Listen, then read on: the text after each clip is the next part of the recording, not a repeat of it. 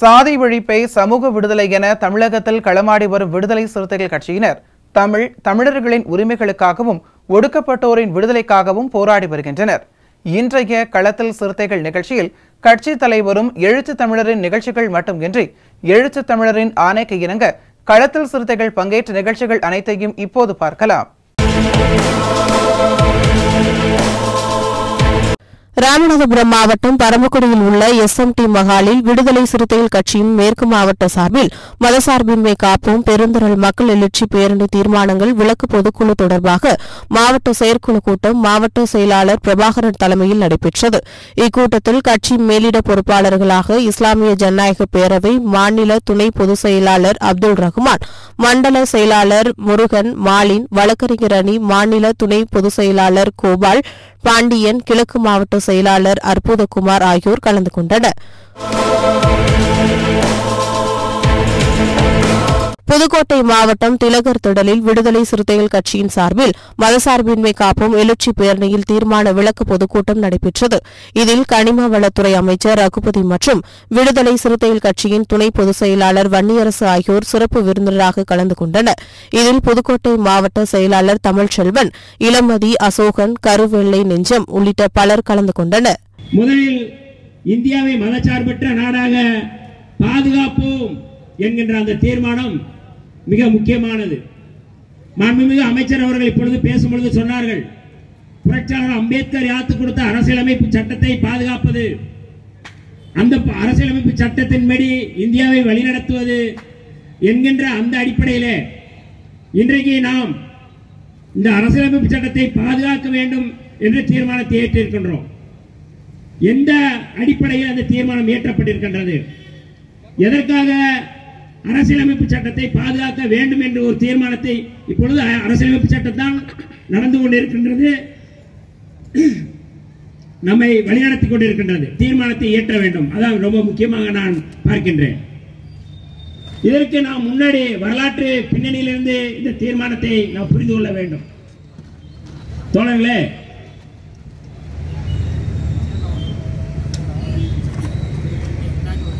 உங்களுக்கு எல்லோருக்குமே தெரியும், மகாத்மா காந்தி சுதந்திரம் 1947 ஆகஸ்ட் மாதம் சுதந்திரம் அடைகின்றது. ஆனால் அவர் 1948 ஜனவரியிலே படுகொலை செய்யப்படுகிறார். 5 மாதம் தான், 5 மாத இடைவெளி தான் காந்தியார் அவர்கள். அந்த படுகொலை, இந்த படுகொலையினுடைய மிக முக்கியமான சூத்திரதாரி சாவர்கர். யாரெல்லாம் காந்தியாரை படுகொலை செய்ய வேண்டும் என்று துடித்துக் கொண்டிருந்தார்களோ, யாரெல்லாம் இந்த திட்டத்திற்கு உடந்தையாக இருந்தார்களோ அவர் நட்டுகிறார்கள். விஷ்ணு கர்கரே என்பவர் இந்த கொலை வழக்கிலே சம்பந்தப்பட்டவர்கள். இன்னொருவர் மதன்லால் பெகுவா என்பவர். இன்னொருவர் நாதராம் கோட்சேனுடைய சகோதரர் கோபால் கோட்சே. இன்னொருவர் டாக்டர் பார்ச்சோன். இன்னொரு நபர் சங்கர் ஹிஸ்தியா. மொத்தம் இந்த வழக்கிலே 9 பேர் சேர்க்கப்பட்டார்கள். ஒருவர் அதிலே அப்புறவராகிறார். 8 பேரிலே நீதிமன்றத்திலே வழக்கு நடக்கின்றது. நீதிபதி ஆத்மசரண் முன்னிலே 8 பேரும் அமர்கிறார்கள். சாவர்கரும் குற்றவாளியாக அதிலே சேர்க்கப்படுகிறார்கள். ஆனால் நாதராம் கோட்சே மட்டும் வெளிப்படையாக அறிவிக்கிறான், நான் தான் இந்த கொலையை செய்தேன், எனக்கு தண்டனை கொடுங்கள் என்று சொல்கிறார். ஆத்மசரண் நீதிபதி ஆத்மசரண் அவர்கள் விசாரணையை தொடங்குகிறார்கள். விசாரணையை தொடங்கிவிட்டு குற்றவாளி என்று அதிலே தீர்ப்பளிக்கிறார்கள். அதில் ஒருவர் விடுதலை, சாவர்கர் விடுதலை. தோழர்களே, நாதராம் கோட்சேயும் நாராயணன் ஆப்தேயும் 2 பேரும் அவர்களுக்கு தூக்கு தண்டனை விதிக்கப்படுகின்றது. மீதி இருக்கின்ற 5 பேருக்கு ஆயுள் தண்டனை விதிக்கப்படுகிறது. இந்த தண்டனை விதித்தவுடனே முதலில் அறிவித்த அறிவிப்பு என்னவென்றால், பாரத் மாதா கி ஜெய், வந்தே மாதரம், இந்து இந்தி இந்துஸ்தான் என்ற முழக்கத்தை நீதிமன்றத்துக்குள்ளே எழுப்புகிறான். யார் என்றால் நாதராம் கோட்சே, அவர்களுக்கு பின்னணியில் இருந்த அத்தனை பேரும். மொத்தம் 93 பக்க அறிக்கையை, தான் எழுதி வந்த அறிக்கையை நாதராம் கோட்சே நீங்கள் படியுங்கள் என்று சொல்கிறார்கள். அந்த 93 பக்க அறிக்கையை 6 பாகங்களாக பிரித்துக் கொள்கிறார். யாரு? காந்தியை படுகொலை செய்த கொலைகாரன் கோட்சே. அவன் எந்த அமைப்பை சேர்ந்தவன் என்றால் RSS அமைப்பை சேர்ந்தவன். அன்றைக்கு அது இந்து மகா சபையாக இருந்தது. அந்த RSS அமைப்பு இன்றைக்கும் இருக்கின்றது. 2-3 முறை அந்த அமைப்பு தடை செய்யப்பட்ட அமைப்பு. அந்த அமைப்பிலே இணைந்தவன் தான் நாதராம் கோட்சே. அவன் அந்த 93 பக்க அறிக்கையை படித்துவிட்டு 6 பாகங்களாக பிரிக்கின்றான். முதல் பாகத்திலே அவன் சொல்லுகின்றான் எதற்காக கொலை செய்கிறேன் என்று. இரண்டாவது காந்தியாருடைய முன்பகுதி அரசியல், மூன்றாவதாக பின்பகுதி அரசியல், நான்காவது இந்தியாவுடைய அரசியலை பற்றி பேசுகிறான். ஆறாவதாக அவன் பேசும்பொழுது இந்து ராஷ்டிரத்தை எப்பது இந்து ராஷ்டிரம் தான் முக்கியம் என்று அந்த உரையிலே அவர் சொல்கிறான். மொத்தம் அந்த உரையை 5 மணி நேரம் பேசுகிறான். இடையில மயங்கி மயங்கி விழுகிறான். தண்ணீர் கொடுத்து எழுப்பி எழுப்பி அந்த அறிக்கையை படிக்கிறார்கள். படித்து முடித்துவிட்டு பாரத் மாதா கி ஜெய், இந்த நாட்டை நாங்கள் இந்து ராஷ்டிரமாக மாற்றுவோம் என்று அறிவிக்கிறார்கள். புரட்சியாளர் அம்பேத்கர் அவர்கள் இந்த அரசியலமைப்பு சட்டத்தை வடிவமைக்கும் பொழுது இந்த நாடு மதச்சார்பற்ற நாடாக இருக்க வேண்டும். இந்த நாட்டிலே கிறிஸ்தவர்கள் இருக்கிறார்கள், இஸ்லாமியர்கள் இருக்கிறார்கள், சீக்கியர்கள் இருக்கிறார்கள், இந்துக்கள் இருக்கிறார்கள். அவர்கள் இந்த நாட்டில் சமத்துவமாக அமைதியாக வாழ வேண்டும் என்கின்ற அடிப்படையில் தான் புரட்சியாளர் அம்பேத்கர் அவர்கள் இந்த தீர்மானங்களை அவர் முன்மொழிகிறார்கள். அதை ஏற்றுக்கொண்டவர் மகாத்மா காந்தி அவர்கள், அதை ஏற்றுக்கொண்டவர் ஜவஹர்லால் நேரு அவர்கள். இவர்கள் எல்லோரும் இந்த இந்தியாவை இந்து ராஷ்டிரமாக அமைக்கக்கூடாது, அதை அறிவிக்கக்கூடாது என்பதற்காகத்தான் முழுமையாக இது ஒரு மதச்சார்பற்ற நாடாக அவர் அறிவித்தார்கள்.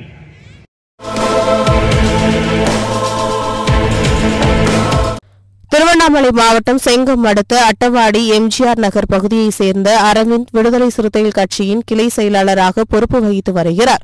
இவரது அண்ணன் அசோக் அதே பகுதியைச் சேர்ந்த உமா என்பவரின் 5 ஏக்கர் நிலத்தை 2 லட்சம் ரூபாய்க்கு குத்தகைக்கு எடுத்து விவசாயம் செய்து வந்த நிலையில் விவசாய நிலத்திற்கு செல்லும் பாதையை ஆதிக்க சாதியினர் ராட்சச பாறைகளை கொண்டு மறைத்துள்ளனர். இதனை தட்டி கேட்டதால் அரவிந்த், அவரது அண்ணன் மற்றும் அவரது தாயார் ஆகிய மூவரையும் ஆதிக்க சாதியினர் மரத்தில் கட்டி வைத்து தாக்கியுள்ளனர். இதுகுறித்து தகவல் அறிந்து வந்த விசிக நிர்வாகிகள் அரவிந்த் குடும்பத்தை நேரில் சந்தித்து ஆறுதல் கூறி விசாரணை செய்தனர். இந்நிலையில் தாக்குதலில் ஈடுபட்ட ஆதிக்க சாதியினர் சிலர் நபர்கள் மீது மட்டும் வழக்கு பதிவு செய்த போலீசார் மேலும் சிலர் மீது வழக்கு பதிவு செய்யாமலும் குற்றவாளிகளை இதுவரை கைது செய்யாமலும் இருப்பதாக கூறப்படுகிறது. இது தொடர்பாக நாளை நடக்கவிருக்கும் கண்டன ஆர்ப்பாட்டத்திற்கான துண்டு பிரசுரங்கள் செங்கம் நகர் பகுதி முழுவதும் நகர செயலாளர் ஆறுமுகம், நகர துணை செயலாளர் சத்யராஜ், நகர பொறுப்பாளர் நாகுரான் ஆகியோர் தலைமையில் வழங்கப்பட்டுள்ளது. இந்த நிகழ்ச்சியில் விசிக செங்கம் நகர அமைப்பாளர்கள் தலித் பாபு, அன்பு, செங்கம் நகர நிர்வாகிகள் சூர்யா, பிரசாந்த், வேலு, முருகன், ராகவன், அருணாச்சலம், ஹரிஸ், விக்னேஷ், ராகுல், அபினேஷ், அரவிந்தன், நவீன், அரசு, அஜித், கணேஷ், மணி, முனியப்பன், யுவராஜ், சுரேஷ், பார்த்திபன் உள்ளிட்ட கட்சி நிர்வாகிகள் பலர் கலந்து கொண்டனர். புதுக்கோட்டை மாவட்டம் அறந்தாங்கி அருகே காருண்யா நேந்தல் கிராமம் அமைந்துள்ளது. இங்கு கடந்த 14ஆம் தேதி இரவு அதே கிராமத்தை சேர்ந்த பர்வீன் பானு என்ற பெண் தான் வளர்த்து வந்த மாட்டை தேடி சென்றபோது மர்ம நபரால் பாலியல் வன்கொடுமை செய்யப்பட்டு கொலை செய்யப்பட்டார். இந்நிலையில் பர்வீன் பானுவின் இல்லத்திற்கு சென்ற விசிக மாநில துணை பொதுச் செயலாளர் வன்னியரசு அவரது குடும்பத்தினரிடம் விவகாரங்கள் குறித்து கேட்டறிந்து ஆறுதல் கூறினார். மேலும் பர்வீன் பானுவின் 2 மகள்கள் தின்ஷா பானு, சவுன் நவ்யா ஆகியோருக்கு ஆறுதல் போலீசார் கூறினர். இதனைத் தொடர்ந்து செய்தியாளர்களை சந்தித்த வன்னியரசு, பாலியல் வன்கொடுமை செய்யப்பட்டு கொலை செய்யப்பட்ட பர்வீன் பானு குடும்பத்தினர் ஏழ்மையில் வசிப்பதாகவும் அவருடைய மகள் அரசு தரப்பில் வழங்கப்பட்ட தற்காலிக அரசு பணியை நிரந்தர பணியாக வழங்க வேண்டும் என்றும் தெரிவித்தார். அப்போது வடக்கு மாவட்ட செயலாளர் இளமதி அசோகன், மேற்கு மாவட்ட செயலாளர் வழக்கறிஞர் வெள்ளை நெஞ்சன், தெற்கு மாவட்ட செயலாளர் தமிழ்ச்செல்வன் உள்ளிட்ட விடுதலை சிறுத்தைகள் கட்சியினர் உடனிருந்தனர். புதுக்கோட்டை மாவட்டம் ஆவுடையார் கோவில் ஒன்றியம் காரணியா நேந்தல் கிராமத்தில் கடந்த 15ஆம் தேதி சகோதரி பர்வீன் பானு அவர்கள் சமூக விரோதிகளால் பாலியல் வன்முணர்வு செய்யப்பட்டு படுகொலை செய்யப்பட்டிருக்கிறார். இந்த படுகொலையில் இதுவரை ஒருவர் மட்டுமே காவல்துறை கைது செய்திருக்கிறது. ஆனால் அந்த ஒருவர் மட்டும் இருக்க வாய்ப்பில்லை. பலர் அதிலே கூட்டு வல்லுறவு செய்திருக்கலாம் என்கின்ற சந்தேகத்தை குடும்பத்தைச் சேர்ந்தவர்கள், கிராமத்தைச் சேர்ந்தவர்கள் குற்றம் சாட்டுகிறார்கள். விடுதலை சிறுத்தைகளும் அந்த குற்றச்சாட்டில் உண்மை இருக்கும் என்று நாங்கள் நம்புகின்றோம். நடந்து 15 நாட்கள் ஆகிவிட்டது. ஒரே ஒருவரை மட்டும்தான் கைது செய்திருக்கிறது காவல்துறை. இங்கே இருக்கின்ற டிஎஸ்பியினுடைய விசாரணை நடவடிக்கைகள் ஒரு நம்பகத்தன்மையாக அல்லது நம்பிக்கையூட்டுவதாக இல்லை என்பதை பாதிக்கப்பட்ட குடும்பமும் இந்த பாதிக்கப்பட்டவர்களுக்காக போராடுகின்ற இயக்கங்களும் விடுதலை சிறுத்தைகளும் தொடர்ந்து சொல்லி வருகின்றோம். அந்த வகையில் 15 நாள் ஆகியும் சமூக விரோதிகள் பாதுகாக்கப்படுகிறார்கள் அல்லது காப்பாற்றப்படுகிறார்கள் என்கின்ற ஐயம் வலுவாக எழுகின்றது. அது மட்டுமல்ல, பாதிக்கப்பட்ட குடும்பத்திற்கு அமைச்சர்கள் உள்ளிட்ட எல்லோரும் வந்து ஆறுதல் சொன்னாலும் அந்த குடும்பத்திற்கான உதவி, நிவாரண உதவியோ அல்லது அரசு தரப்பில் வழங்கப்பட்டிருக்கின்ற வாக்குறுதிகள் அந்த பாதிக்கப்பட்ட குடும்பத்தில் அந்த பர்வீன் பானுவுக்கு 2 பெண் குழந்தைகள், 2 பேரும் படித்தவர்கள். அப்படி படித்தவர்களுக்கு அரசு உடனடியாக வேலை வாய்ப்பு வழங்க வேண்டும் என்பதுதான் ஒரு மிக முக்கியமான கோரிக்கை. எந்த ஆதரவும் இல்லாமல் நிர்கதியாக இருக்கக்கூடிய இந்த குடும்பத்திற்கு உடனடியாக தமிழக முதலமைச்சர், மாண்புமிகு முதல்வர் அவர்கள் இதில் நேரடியாக தலையிட்டு அந்த குடும்பத்தில் ஒருவருக்கு அரசு வேலைவாய்ப்பை வழங்க வேண்டும். குறிப்பாக அதிலே ஒரு குழந்தை, ஒரு பெண் பிள்ளை பிஎஸ்சி பிஎட், பிஏ பிஎட் படித்திருக்கிறார்கள். அவர்களுக்கு ஏற்கனவே அவர்கள் வந்து ஆசிரியர் வேலை அரசு பள்ளியிலே ஒரு டெம்பரவரியாக பணி செய்து கொண்டிருக்கும் பொழுது அவர்களுக்கு அதை நிரந்தரப்படுத்த வேண்டும் என்கின்ற கோரிக்கையும் வைக்கிறார்கள். அந்த கோரிக்கை நியாயமானது என்பதை விடுதலை சிறுத்தைகள் உணர்ந்து அந்த கோரிக்கையை ஏற்று மாண்புமிகு முதல்வர் அவர்கள், பள்ளி கல்வித்துறை அமைச்சர் எல்லோரும் இணைந்து அவர்களுக்கான அந்த அரசு வேலையை வழங்க வேண்டும். ஒன்று. இரண்டாவது, இந்த படுகொலையில் சம்பந்தப்பட்ட குற்றவாளிகள் பலர் மறைக்கப்பட்டிருக்கிறார்கள் அல்லது பலர் பாதுகாக்கப்பட்டு வருகிறார்கள் என்பதை ஒரு ஐயத்தோடு அல்லது சந்தேகத்தோடு கேள்வி எழுப்புகின்ற சூழலில் இந்த வழக்கை டிஎஸ்பி தலைமையிலான குழு விசாரணை செய்யாமல் சிபிசிஐடி விசாரணை செய்ய வேண்டும் என்று விடுதலை சிறுத்தைகளின் சார்பில் நாங்கள் கோரிக்கை வைக்கின்றோம். அந்த கோரிக்கையை நடைமுறைப்படுத்த வலியுறுத்தி, அந்த கோரிக்கையை வந்து செயல்படுத்த வலியுறுத்தி வருகின்ற 1ஆம் தேதி மாலையிலே அறந்தாங்கியிலே விடுதலை சிறுத்தைகளின் சார்பில் கண்டன ஆர்ப்பாட்டம் ஒருங்கிணைக்கப்பட்டிருக்கின்றது. இந்த கண்டன ஆர்ப்பாட்டத்தில் ஜமாத் தலைவர்கள், எஸ்டிபிஐ, மனிதநேய மக்கள் கட்சி, இந்திய யூனியன் முஸ்லீம் லீக் உள்ளிட்ட அத்தனை கட்சிகளும் இதில் பங்கேற்று இந்த கோரிக்கையை வெற்றி பெற வைக்கும் வரை எங்களுடைய போராட்டம் தொடரும் என்று நாங்கள் சொல்ல கடமைப்பட்டிருக்கின்றோம். புதுக்கோட்டை மாவட்டம் ஆவுடையார் கோவில் ஒன்றியம் காரணியா நேந்தல் கிராமத்தில் கடந்த 15ஆம் தேதி சகோதரி பர்வீன் பானு அவர்கள் சமூக விரோதிகளால் பாலியல் வன்முணர்வு செய்யப்பட்டு படுகொலை செய்யப்பட்டிருக்கிறார்.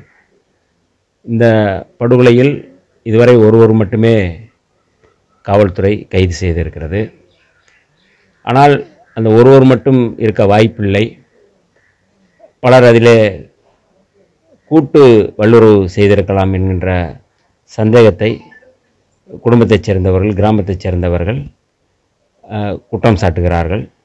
விடுதலை சிறுத்தைகளும் அந்த குற்றச்சாட்டில் உண்மை இருக்கும் என்று நாங்கள் நம்புகின்றோம். நடந்து 15 நாட்கள் ஆகிவிட்டது. ஒரே ஒருவரை மட்டும்தான் கைது செய்திருக்கிறது காவல்துறை.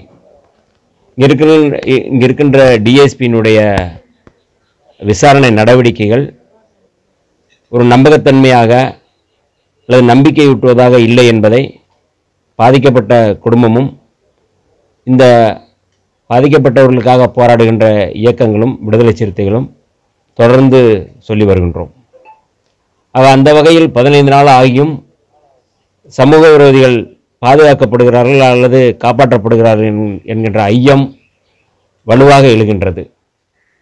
அது மட்டுமல்ல, பாதிக்கப்பட்ட குடும்பத்திற்கு அமைச்சர்கள் உள்ளிட்ட எல்லோரும் வந்து ஆறுதல் சொன்னாலும் அந்த குடும்பத்திற்கான உதவி, நிவாரண உதவியோ அல்லது அரசு தரப்பில் வழங்கப்பட்டிருக்கின்ற வாக்குறுதிகள் அந்த பாதிக்கப்பட்ட குடும்பத்தில் அந்த பர்வீன் பானுவுக்கு 2 பெண் குழந்தைகள், 2 பேரும் படித்தவர்கள்.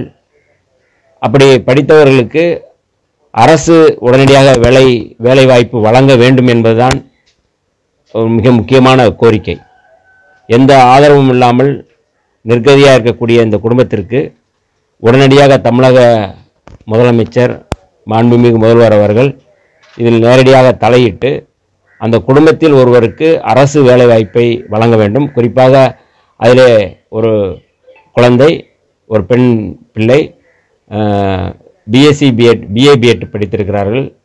அவர்களுக்கு ஏற்கனவே அவர்கள் வந்து ஆசிரியர் வேலை அரசு பள்ளியிலே ஒரு டெம்பரவரியாக பணி செய்து கொண்டிருக்கும் பொழுது அவர்களுக்கு அதை நிரந்தரப்படுத்த வேண்டும் என்கின்ற கோரிக்கையும் வைக்கிறார்கள். அந்த கோரிக்கை நியாயமானது என்பதை விடுதலை சிறுத்தைகள் உணர்ந்து அந்த கோரிக்கையை ஏற்று மாண்புமிகு முதல்வர் அவர்கள், பள்ளி கல்வித்துறை அமைச்சர் எல்லோரும் இணைந்து அவர்களுக்கான அந்த அரசு வேலையை வழங்க வேண்டும். ஒன்று. இரண்டாவது, இந்த படுகொலையில் சம்பந்தப்பட்ட குற்றவாளிகள் பலர் மறைக்கப்பட்டிருக்கிறார்கள் அல்லது பலர் பாதுகாக்கப்பட்டு வருகிறார்கள் என்பதை ஒரு ஐயத்தோடு அல்லது சந்தேகத்தோடு கேள்வி எழுப்புகின்ற சூழலில் இந்த வழக்கை டிஎஸ்பி தலைமையிலான குழு விசாரணை செய்யாமல் சிபிசிஐடி விசாரணை செய்ய வேண்டும் என்று விடுதலை சிறுத்தைகளின் சார்பில் நாங்கள் கோரிக்கை வைக்கின்றோம். அந்த கோரிக்கையை நடைமுறைப்படுத்த வலியுறுத்தி, அந்த கோரிக்கையை வந்து செயல்படுத்த வலியுறுத்தி வருகின்ற 1ஆம் தேதி மாலையிலே அறந்தாங்கியிலே விடுதலை சிறுத்தைகளின் சார்பில் கண்டன ஆர்ப்பாட்டம் ஒருங்கிணைக்கப்பட்டிருக்கின்றது. இந்த கண்டன ஆர்ப்பாட்டத்தில் ஜமாத் தலைவர்கள், எஸ்டிபிஐ, மனிதநேய மக்கள் கட்சி, இந்திய யூனியன் முஸ்லீம் உள்ளிட்ட அத்தனை கட்சிகளும் இதில் பங்கேற்று இந்த கோரிக்கையை வெற்றி பெற வைக்கும் வரை எங்களுடைய போராட்டம் தொடரும் என்று நாங்கள் சொல்ல கடமைப்பட்டிருக்கின்றோம். புதுக்கோட்டை மாவட்டம் ஆவுடையார்கோவில் தாலுகா கோவில் காமராஜர் நகரை சேர்ந்த கண்ணன், கார்த்திக் சகோதரர்கள் கடந்த சில நாட்களுக்கு முன்பு மர்ம நபர்களால் வெட்டி கொலை செய்யப்பட்டனர்.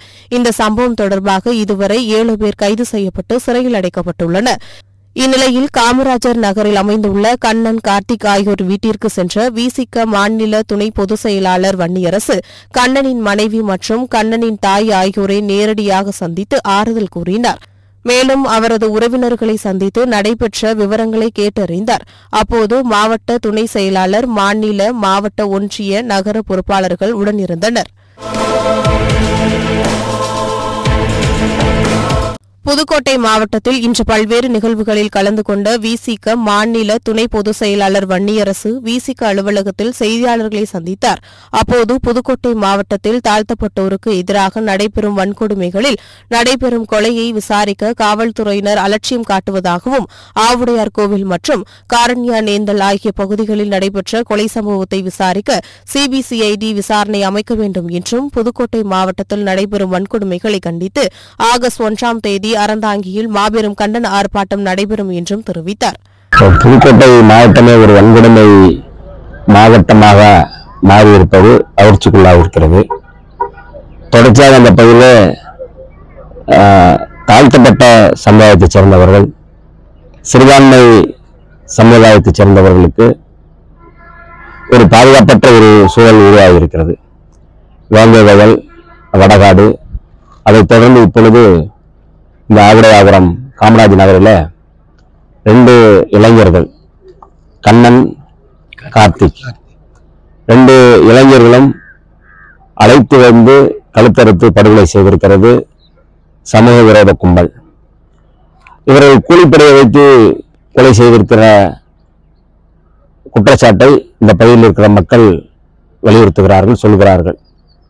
இந்த பகுதியில் கஞ்சா உள்ளிட்ட போதைப் பொருட்கள் பயன்படுத்துகிறார்கள். அதை எதிர்த்து இந்த போதைப் பொருளுக்கு எதிராக கஞ்சா குடிக்கக்கூடாது, கஞ்சாவை பயன்படுத்தக்கூடாது என்று அந்த கஞ்சா விற்பனை செய்யக்கூடியவர்கள், போதைப் பொருள் விற்பனை செய்பவர்களுக்கு எதிராக தம்பிகள் கார்த்திக்கும் கண்ணனும் தொடர்ந்து எதிர்ப்பு தெரிவித்ததன் விளைவாக அந்த போதை கும்பல் அல்லது அந்த கஞ்சா வியாபாரிகள் கூலிப்படையை வைத்து கொலை செய்திருக்கிறார்கள். ஆனால் இந்த கொலையில் சரண்டானவர்கள், கைது செய்யப்பட்டிருப்பவர்கள் உண்மையான குற்றவாளிகள் அல்ல. அவர்களுக்கு பின்னால் இருக்கக்கூடிய உண்மையான குற்றவாளிகளை காவல்துறை கைது செய்ய வேண்டும். சரண்டராயிருக்கின்றவர்கள் கூலிப்படையைச் சேர்ந்தவர்கள் தான். ஆனால் அதை ஏவி விட்டவர்கள் அதற்கு பின்னாடி இருந்து இந்த கஞ்சா வியாபாரத்தை மிக தீவிரமாக முன்னெடுக்கக்கூடிய சமூக விரோத கும்பலை பாதுகாக்கின்ற ஒரு துறையாக இந்த மாவட்டத்தினுடைய காவல்துறை மாறி இருக்கிறதா என்கின்ற கேள்வி எழுகின்றது.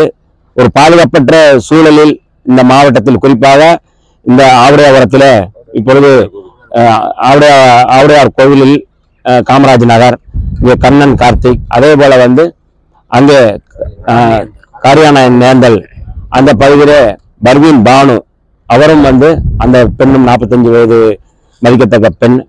அந்த பெண்ணும் பாலியல் வன்முணர்வு செய்யப்பட்டு படுகொலை செய்யப்பட்டிருக்கிறார். ஆனால் அதில் ஒரே ஒருவர் மட்டும்தான் கைது செய்யப்பட்டிருக்கிறார். அதில் பலரை தப்பிக்க விட்டிருக்கிறார்கள் அல்லது கண்ணும் காணாமல் இருக்கிறது காவல்துறை. ஆகவே அந்த வழக்கில் சிபிசிஐடி விசாரணை வேண்டும் என்று விடுதலை சிறுத்தைகள் கோரிக்கை வைக்கின்றோம். அதே போல இந்த வழக்கிலும் சிபிசிஐடி விசாரணையை நடத்த வேண்டும். இந்த கைது செய்யப்பட்டவர்களை குண்டர் தடுப்பு சட்டத்தில் கைது செய்ய வேண்டும். அது மட்டுமல்லாது இதுக்கு பின்னாடி இருக்கின்ற அந்த சமூக விரோத கும்பல், உண்மையான கும்பலையும் காவல்துறை கைது செய்ய வேண்டும். இந்த வழக்கில் சிபிசிஐடி விசாரணை செய்ய வேண்டும் என்று விடுதலை சிறுத்தைகள் சார்பில் கோரிக்கை வைக்கின்றோம்.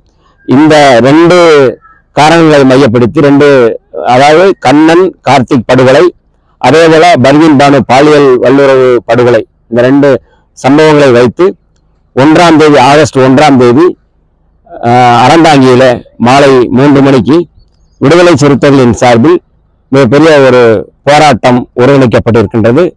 இந்த போராட்டத்தில் ஜனநாயக சக்திகள் அத்தனை பேரும் பங்கேற்று நீதியை நிலைநிறுத்த வேண்டும். காவல்துறை உண்மையாக மக்களை பாதுகாக்கக்கூடிய காவல்துறையாக புதுக்கோட்டை மாவட்டத்தினுடைய காவல்துறை இருக்க வேண்டும். அவர்கள் சமூக விரோத கும்பலுக்கு ஆதரவளிப்பது, சமூக விரோத கும்பலை பாதுகாப்பது, கஞ்சா வியாபாரிகளை பாதுகாக்கின்ற போக்கு என்பது நிறுத்தப்பட வேண்டும் என்று விடுதலை சிறுத்தைகளின் சார்பில் நாங்கள் கோரிக்கை வைக்கின்றோம். குறித்து வரக்கூடிய சட்டமன்றத்திலேயோ அல்லது பாராளுமன்றத்திலேயோ கேள்வி எழுப்புறதுக்கான வாய்ப்பு இருக்கா? ஆளும் திமுக கட்சியோட ரொம்ப நெருங்கிய கூட்டணியில் இருக்கிறீங்க. கூட்டணியில் இருக்கக்கூடிய தாழ்த்தப்பட்ட வகுப்பினர் தான் கொலை செய்யப்படுறாங்க, தொடர்ந்து பண்றாங்க. சிறுபான்மை புதுசாக இப்போ முஸ்லீம் போன்ற இன்னொரு வன்கொடுமை மாவட்டத்தில் புதுசாக நடந்திருக்கு.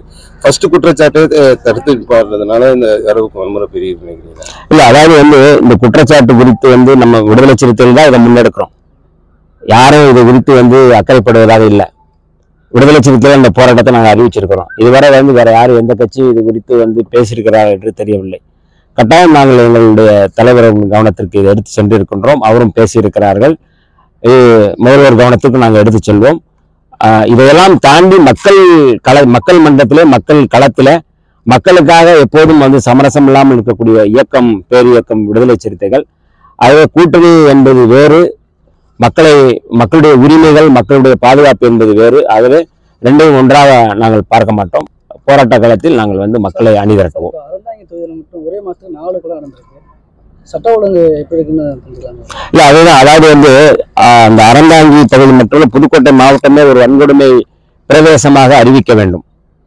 அப்படி வன்கொடுமை மாவட்டமாக அறிவிக்கும் பொழுது அதற்கு கூடுதலான பாதுகாப்பு, கூடுதலான காவல்துறை, கூடுதலான விசாரணை, கூடுதலான நீதிபதி, இந்த மாதிரியான ஒரு அந்த சிஸ்டம் வந்து உருவாகும். எப்படி வந்து நாங்கள் விடுதலை சிறுத்தைகள் தொடர்ச்சியாக வைக்கக்கூடிய கோரிக்கை, எங்களுடைய தலைவர் எழுச்சி தமிழர் தொல்காப்பியன் திருமாவளவன் அவர்கள் வைக்கக்கூடிய கோரிக்கை, சட்டமன்றத்திலும் சரி நாடாளுமன்றத்திலும் வைக்கக்கூடிய கோரிக்கை என்பது, எப்படி இந்த ரவுடிகளை கண்காணிப்பதற்கு என்று ஒரு பிரிவு இருக்கின்றதோ, அதே போல கூலிப்படைகளை கண்காணிக்கக்கூடிய ஒரு பிரிவு, ஒரு நுண்ணறிவு பிரிவை உருவாக்க வேண்டும். தாழ்த்தப்பட்ட மக்களுக்கான பாதுகாப்பை உறுதிப்படுத்துகின்ற வகையில் அந்த நுண்ணறிவு பிரிவை உருவாக்க வேண்டும் என்று தொடர்ச்சியாக நாங்கள் கோரிக்கை வைக்கின்றோம். அந்த கோரிக்கையும் சேர்த்து இந்த ஆர்ப்பாட்டத்தில் பேசுவோம். விழுப்புரம் மாவட்டம் திண்டிவனத்தில் விடுதலை சிறுத்தைகள் கட்சியின் விழுப்புரம் மைய மாவட்ட செயற்குழு கூட்டம் மைய மாவட்ட செயலாளர் வழக்கறிஞர் திலீபன் தலைமையில் நடைபெற்றது. இதில் தேர்தல் பணிக்குழு மாநில செயலாளர் குணவழகன் கலந்து கொண்டு சிறப்புரையாற்றினர். இந்த கூட்டத்தில் வரும் ஆகஸ்ட் 17ஆம் தேதி எழுச்சி தமிழரின் பிறந்தநாளை முன்னிட்டு விழுப்புரத்தில் நடைபெறும் மதசார்பின்மை காப்போம் மாபெரும் பொதுக்கூட்டத்தில் மைய மாவட்டத்தின் சார்பில் ஏராளமான தொண்டர்கள் கலந்து கொண்டு சிறப்பிக்க வேண்டும் உள்ளிட்ட தீர்மானங்கள் நிறைவேற்றப்பட்டன. இந்த நிகழ்வில் ஒன்றிய செயலாளர் மகாவேந்தன், தங்க ஜெயசந்திரன், கார்மேகம், ரஞ்சித்குமார், கிட்டு, நகர செயலாளர் இமயன், சந்தர், விஸ்வதாஸ், இஸ்லாமிய ஜனநாயக பேரவை மாநில துணை செயலாளர் தளபதி ஐயப்பர், மகளிர் விடுதலை இயக்க மாவட்ட செயலாளர் ஜனதா, மாநில மாவட்ட துணை அமைப்பாளர் ஓவியர் பாலு, சாந்தனூர் ஜெயச்சந்திரன், வழக்கறிஞர் இளச்சேரன், சசிகுமார், சாந்தனூர் சுரேஷ், பழனி, கலைவாணன், மகளிர் அணி நிர்வாகிகள், வழக்கறிஞர் பிருந்தா, ரோசி உள்ளிட்ட விசிக நிர்வாகிகள் கலந்து கொண்டனர். ஜூன் மாதம் 14ஆம் தேதி திருச்சியில் நடைபெற்ற மதசார்பின்மை காப்போம் மக்கள் எழுச்சி பேரணியில் நிறைவேற்றப்பட்ட தீர்மானங்கள் விளக்க பொதுக்கூட்டம் சேலம் மாவட்டம் கோட்டை மைதானம் பகுதியில் சேலம் ஒருங்கிணைந்த மாவட்டங்களின் சார்பில் மாவட்ட செயலாளர் காஜா, மைதீன், மொழியரசு, மெய்யழகன், கருப்பையா, தெய்வானை, வீணா, தமிழன் உள்ளிட்டோர் தலைமையில் நடைபெற்றது. இந்த மாபெரும் பொதுக்கூட்டத்திற்கு தீர்மான விளக்க உரையை மாநில துணை பொதுச் செயலாளர் முதன், நாவரசன், மாநகர மாவட்ட செயலாளர் ஜெயச்சந்திரன் உள்ளிட்டோர் வழங்கினர். இந்நிகழ்ச்சியில் மண்டல செயலாளர் இமயவர்மன், மண்டல துணை செயலாளர் ஆறுமுகன், நாராயணன் உள்ளிட்ட விசிக நிர்வாகிகள் மற்றும் 500க்கும் மேற்பட்ட பொதுமக்கள் கலந்து கொண்டனர். திருச்சிராப்பள்ளியில் விடுதலை சிறுத்தைகளின் தலைவர் அண்ணன் எழுச்சி தமிழர் அவர்களின் தலைமையில் மதசார்பின்மை காப்போம் மாபெரும் மக்கள் திரள் பேரணி நடைபெற்றது. அந்த பேரணியில் முத்தான 12 தீர்மானங்கள் அரசமைப்பு சட்டத்தை பாதுகாக்கக்கூடிய தீர்மானங்களாக நிறைவேற்றப்பட்டன. அந்த தீர்மானங்களை விளக்கி நாடெங்கிலும் விடுதலை சிறுத்தைகளின் தலைவர் அண்ணன் எழுச்சி தமிழர் அவர்கள் பொதுக்கூட்டம் நடத்த வேண்டும் என்று ஆணை பிறப்பித்திருந்தார். அவரது வழிகாட்டலில் இன்று சேலம் மாநகரத்தில் ஒருங்கிணைந்த மாவட்டத்தின் சார்பில் மிக எழுச்சிகரமான பல்லாயிரக்கணக்கில் விடுதலை சிறுத்தைகள் திரண்டு இந்த பொதுக்கூட்டத்தை நடத்தியிருக்கின்றோம். இந்த பொதுக்கூட்டம் மாபெரும் ஒரு வரலாற்று பொதுக்கூட்டமாக இன்றைக்கு அமைந்திருக்கிறது. இந்த பொதுக்கூட்டத்தில் களப்பணியாற்றிய மாவட்ட செயலாளர்கள், குறிப்பாக காஜா மைதீன், மொழியரசு, தெய்வானை, மெய்யழகன், கருப்பையா, தமிழன் ஆகிய மாவட்ட செயலாளர்கள், அவர்களின் மாவட்டங்களில் இருக்கக்கூடிய முன்னணி நிர்வாகிகள் மிக வெற்றிகரமாக பணியாற்றியிருக்கின்றார்கள். தலைவர் அவர்கள் ஒருங்கிணைப்பாளராக இந்த பொதுக்கூட்டத்தை வெற்றிகரமாக நடத்துவதற்கு அண்ணன் சேலம் ஜெயச்சந்திரன் அவர்களையும் சேலம் நாவரசன் அவர்களையும் அறிவித்திருந்தார். அவர்களின் ஒருங்கிணைப்பில் இந்த பொதுக்கூட்டம் மாபெரும் வெற்றியடைந்திருக்கிறது. மண்டல செயலாளர் சகோதரர் இமயவரமன் அவர்களும் முழு ஒத்துழைப்பை, மண்டல துணை செயலாளர்களும் முழு ஒத்துழைப்பை இந்த பொதுக்கூட்டத்திற்கு வழங்கியிருக்கிறார்கள். சேலம் மாவட்டத்தை சார்ந்த அனைத்து நிர்வாகிகளும் இந்த பொதுக்கூட்டத்திற்கு உழைத்திருக்கிறார்கள். அவர்கள் அனைவருக்கும் விடுதலை சிறுத்தைகள் கட்சியின் தலைமையகத்தின் சார்பில் என்னுடைய நன்றியை தெரிவித்துக் கொள்கின்றேன். அரசமைப்பு சட்டத்திற்கு சிறு பாதிப்பு வந்தாலும் விடுதலை சிறுத்தைகள் இருக்கிறோம், அதை பாதுகாப்பதற்கு என்கின்ற அடிப்படையில் இன்றைக்கு தமிழ்நாடே இந்த தீர்மானங்களை விலக்கி பொதுக்கூட்டம் நடத்தி கொண்டிருக்கிறது. வக்ஃபு திருத்த சட்டம் நடைமுறைக்கு வந்தபோது இது இஸ்லாமியர்களுக்கு பாதிப்பு என்று பலரும் பேசினார்கள். இது இஸ்லாமியர்களின் சொத்தை பறிக்கக்கூடியது உண்மை என்றாலும், இந்த பாதிப்பு உண்மை என்றாலும் அவர்களின் நோக்கம் அரசமைப்பு சட்டம்தான். இஸ்லாமியர்களை சீண்டி சீண்டி சீண்டி அவர்கள் இறுதியிலே கை வைப்ப நினைப்பது அரசியலமைப்பு சட்டத்தை தான். இதை உணர்ந்தவர் விடுதலை சிறுத்தைகளின் தலைவர், இதை அறிந்தவர் விடுதலை சிறுத்தைகளின் தலைவர். அதனால் பலரும் மறந்தாலும் இந்த கொடுமையை எதிர்த்து நாம் போராடுவோம் என்று இந்த பேச்சு எப்போதோ பல கட்சிகள் மறந்து விட்டார்கள். ஆனால் விடுதலை சிறுத்தைகள் பேரணி நடத்துகிறோம், ஆர்ப்பாட்டம் நடத்துகிறோம், நாடெங்கிலும் பொதுக்கூட்டங்கள் நடத்தி கொண்டிருக்கின்றோம், தெருமுனை கூட்டத்தை நடத்துகிறோம், துண்டறிக்கை அச்சிட்டு பொதுமக்களிடம் விநியோகம் செய்கிறோம். எனவே அரசமைப்பு சட்டத்திற்கு எந்த வடிவத்தில் இந்திய ஒன்றிய அரசு பாஜக அரசால் தீங்கு விளைவிக்க நேர்ந்தாலும் அதை எதிர்க்கக்கூடிய களத்தில் விடுதலை சிறுத்தைகள் முதன்மையாக நிற்போம் என்பதை சேலம் ஒருங்கிணைந்த மாவட்ட விடுதலை சிறுத்தைகளின் சார்பில் சொல்லிக் கொள்வதில் பெருமை அடைகிறோம். இன்றைய களத்தில் சிறுத்தைகள் நிகழ்ச்சியில் விடுதலை சிறுத்தைகள் கட்சியினர் நிகழ்ச்சிகள் அனைத்தையும் பார்த்தோம். நாளையும் இதே போன்று சிறுத்தைகளின் பாய்ச்சலை களத்தில் காண்போம். வணக்கம்.